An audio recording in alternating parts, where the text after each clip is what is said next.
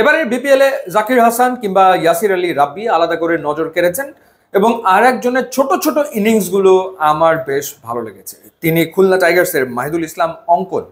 এমন না যে অনেক বড় ইনিংস তিনি খেলেছেন, এখন পর্যন্ত যতগুলো ইনিংস খেলেছেন এর ভেতরে 59 রানের একটা ইনিংস রয়েছে। এছাড়া তার যে বাকি ইনিংসগুলো সেগুলো 32 রানের, 18 রানের, 28 রানের, 15 রানের, 18 রানের এবং 30 রানের। কারণ তিনি আসলে ব্যাট করতে নামছেন 6 বা 5, অর্থাৎ লোয়ার মিডল অর্ডারে তিনি ব্যাট করছেন। এই কারণে খুব বেশিক্ষণ তিনি উইকেটে থাকছেন না, কিন্তু যতটুকু সময় তিনি উইকেটে থাকছেন সেই সময়টাতে দেখা যায় যে কুইক ইনিংসগুলো তিনি খেলে ফেলছেন। এখন পর্যন্ত 7 ম্যাচে 7 ইনিংসে ব্যাট করে তিনি রান করেছেন 200 এবং তার স্ট্রাইক রেট হচ্ছে 186.91। মূলত তার এই যে স্ট্রাইক রেট, সেই স্ট্রাইক রেটের কারণেই তার যে ছোট্ট ছোট্ট ইনিংসগুলো সেগুলো আসলে খুব ইফেক্টিভ, কার্যকর হয়ে উঠছে নিশ্চিতভাবেই।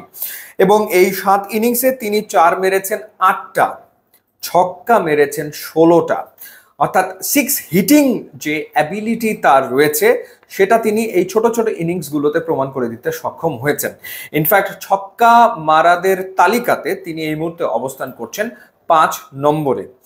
খুব বেশি রান করেনি, 200 রান করেছেন, কিন্তু তিনি ছক্কা মারাদের তালিকাতে 5-এ এই মুহূর্তে আসলে রয়েছেন।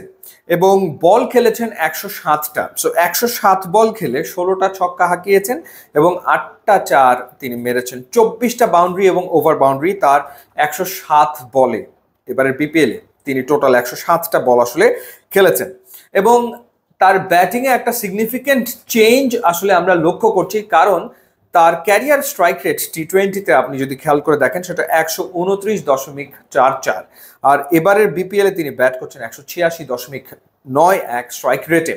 এই জায়গাটাতে তিনি ডেফিনেটলি একটা বড় একটা পার্থক্য আনতে সক্ষম হয়েছেন এবং সিগনিফিক্যান্ট চেঞ্জ তার ব্যাটিং অ্যাপ্রোচে এসছে। তার টোটাল ক্যারিয়ারে যে ছক্কা টি20 ফরম্যাটে সেটা হচ্ছে 47।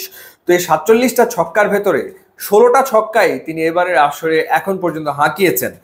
বুঝতেই পারছেন যে ডেফিনেটলি মাহিদুল ইসলাম অঙ্কন তিনি তার ব্যাটিং নিয়ে কাজ করেছেন, পরিবর্তন এনেছেন এবং তিনি আসলে রেজাল্ট পাচ্ছেন। তো বাংলাদেশ মূলত এই 5-6 নম্বরে স্ট্রাগল করে টি20 ক্রিকেটে। এবারে বিপিএলে আমরা অনেককেই দেখছি এই পজিশনে। জাকের আলী অনেকের কথা আলাদা করে বলতে হয়, তিনি কিছু ভালো ইনিংস খেলেছেন। ইয়াসির আলী রাব্বি তিনিও কিছু ভালো ইনিংস খেলেছেন।